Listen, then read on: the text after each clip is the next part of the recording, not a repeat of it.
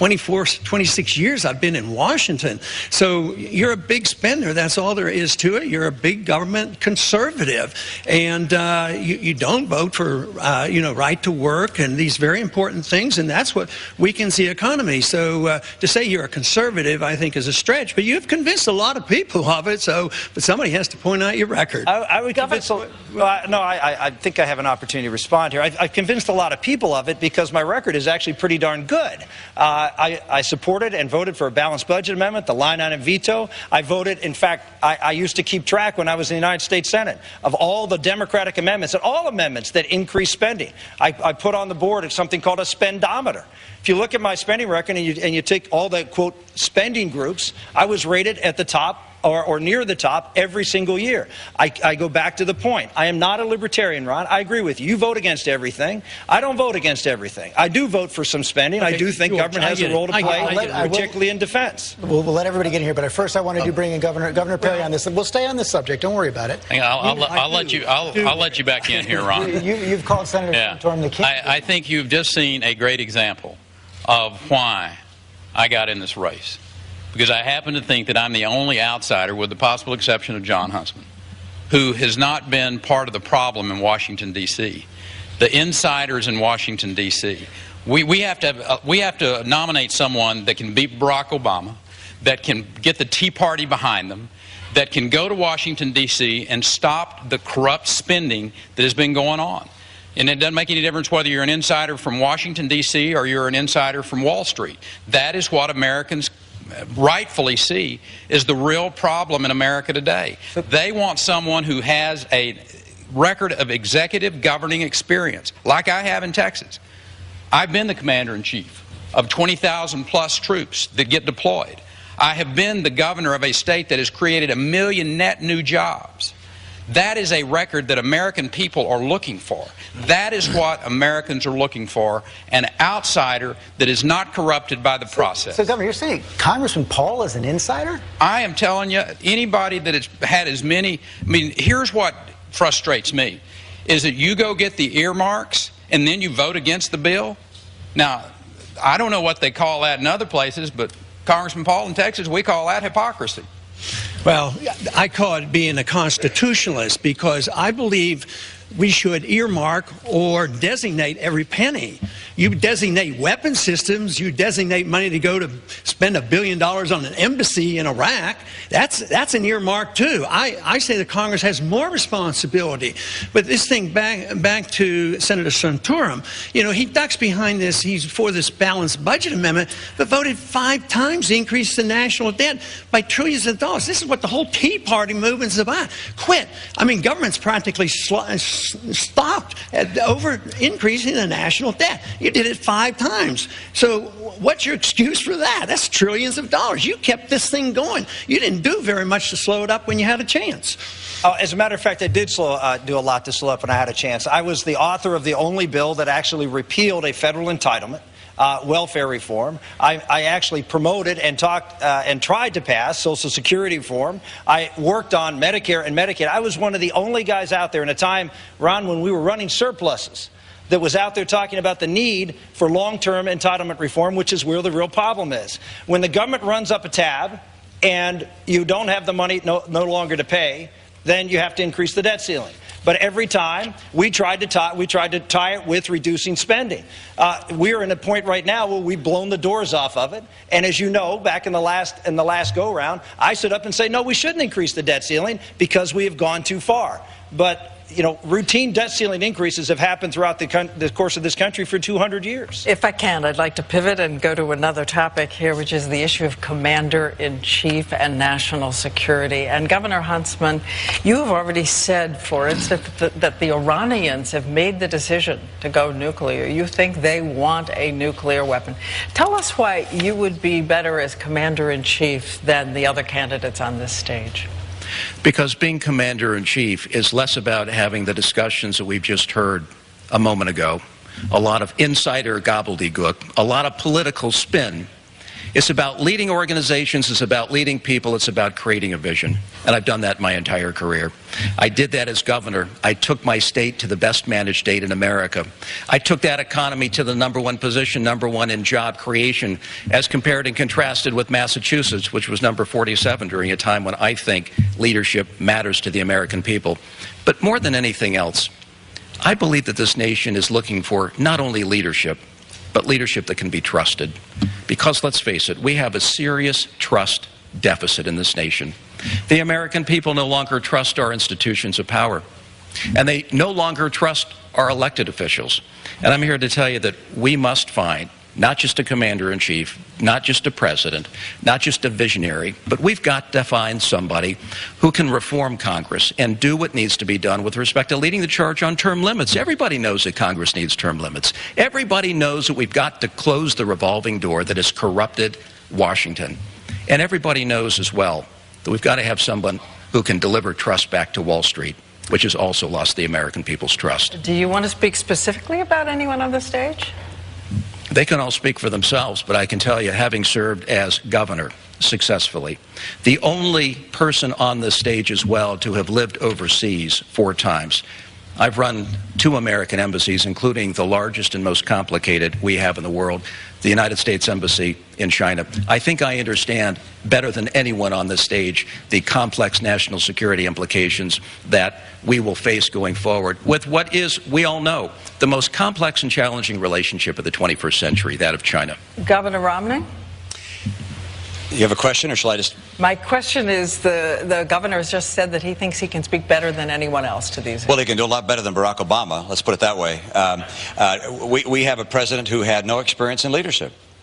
He never led a business, never led a city, never led a state. And as a result, he learned on the job being president of the United States, and he has made one error after another relating to foreign policy, the most serious of which relates to Iran. We have a nation which is intent on becoming nuclear. Iran has pursued their ambition without having crippling sanctions against them.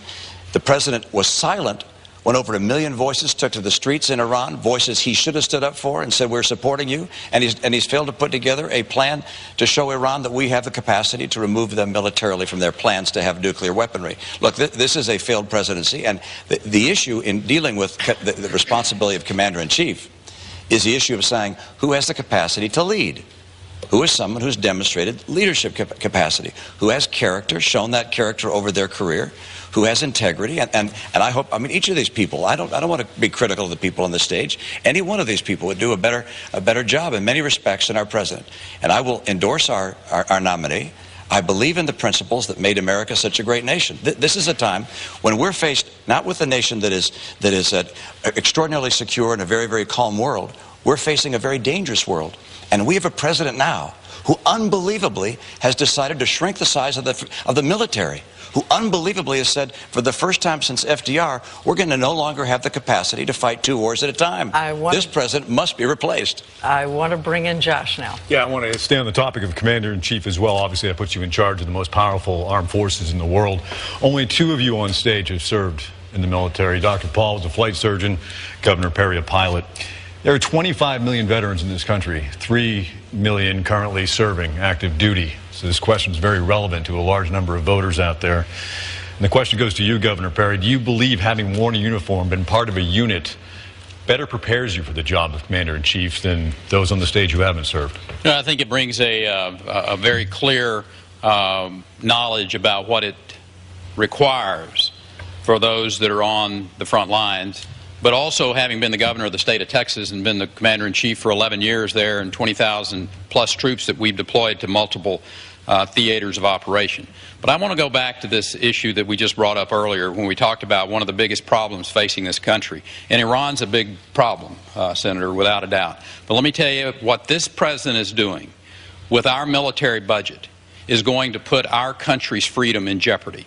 You cannot cut $1 trillion from the Department of Defense budget and expect that America's freedoms are not going to be jeopardized. That, to me, is the biggest problem that America faces, is a president that doesn't understand the military and a president who is allowing the reduction of the DOD budget so that he can spend money in other places, and it will put America's freedom in jeopardy. We'll talk about the understanding of the military, and let's go to you, Speaker Gingrich. Recently, Dr. Paul referred to you as a chicken hawk because you didn't serve. Given what you just heard Governor Perry say about understanding the military and Dr. Paul's comments, how do you respond? Well, Dr. Paul makes a lot of comments. It's part of his style. My father served 27 years in the Army in World War II, Korea, and Vietnam. I grew up in a military family moving around the world. Since 1979, I've spent 32 years working, starting with the Army's Training and Doctrine Command. I was the longest-serving teacher in the senior military for 23 years. I served in the Defense Policy Board. But let me say something about veterans, because as an Army brat whose family was deeply engaged, I feel for veterans. We had a great meeting today in Wolfboro with veterans, and I made a commitment in New Hampshire that we would reopen the hospital in Manchester. We would develop a new clinic in the North Country using telecommunications, and we would provide a system where veterans could go to their local doctor or their local hospital. The idea that a veteran in the North Country in midwinter has to go all the way to Boston is absolutely, totally, fundamentally wrong. And I would say, as an Army brat who watched his mother, his sisters, and his father for 27 years, I have a pretty good sense of what military families and veterans families need. Congressman Paul, would you say that again? Would you use that phrase again? Yeah, I think people who don't serve when they could and they get 3 or 4 or even 5 deferments they have no right to send our kids off to war and not be even against the wars that we have. I'm trying to stop the wars, but at least, you know, I went when they called me up. But, you know, the veterans problem is a big one. We have hundreds of thousands coming back from these wars that were undeclared, they were unnecessary, they haven't been won, they're unwinnable. We have hundreds of thousands looking for care.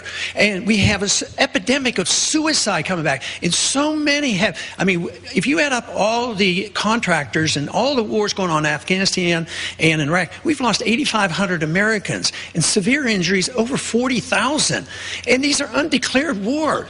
So Rick keeps saying you don't want this libertarian stuff. But what I'm talking about, I don't bring up the word, you do, but I talk about the Constitution. Constitution has rules, and I don't like it when we send our kids off to fight these wars, and when those individuals didn't go themselves, and then come up and when they're asked, they say, oh, I don't think one person could have made a difference.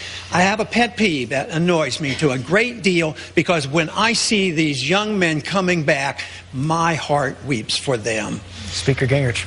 Well, Dr. Paul has a long history of saying things that are inaccurate and false. The fact is, I never asked for deferment. I was married with a child. It was never a question. My father was, in fact, serving in Vietnam in the Mekong Delta at the time he's referring to. I think I have a pretty good idea of what it's like as a family to worry about your father getting killed, and I personally resent the kind of comments and aspersions he routinely makes without accurate information and then just slurs people with. I need one quick follow-up. When I was drafting, I was married and had 2 kids, and I went. I wasn't eligible for the draft. I wasn't eligible for the draft.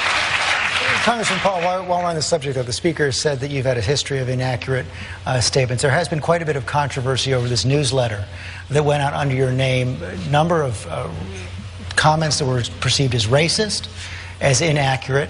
You've said that even though they were written under your name, that you didn't necessarily know they were written, you don't necessarily stand by them. Can you really take the time now and explain to everybody what happened there, how it was possible that those kind of comments went out under your name without you knowing about it? It's been explained many times, and there were things written 20 years ago approximately that I did not write. So concentrating on something that was written 20 years ago that I didn't write, is diverting the attention from most of the important issues. But the inference is obvious that, and you even bring up the word racial overtones. More importantly, you ought to ask me what my relationship is for racial relationships. And one of my heroes is Martin Luther King, because he practiced the libertarian principle of peaceful resistance and peaceful civil disobedience, as did Rosa Parks did. But also, I'm the only one up here and the only one in the Democratic Party that understands true racism in this country. It's in the judicial system, and it has to do with enforcing the drug laws. Look at the percentages. The percentage of people who use drugs are about the same with blacks and whites, and yet the blacks are arrested way disproportionately. They're prosecuted in prison way disproportionately. They get the death penalty way disproportionately. How many times have you seen a white rich person get the electric chair? Or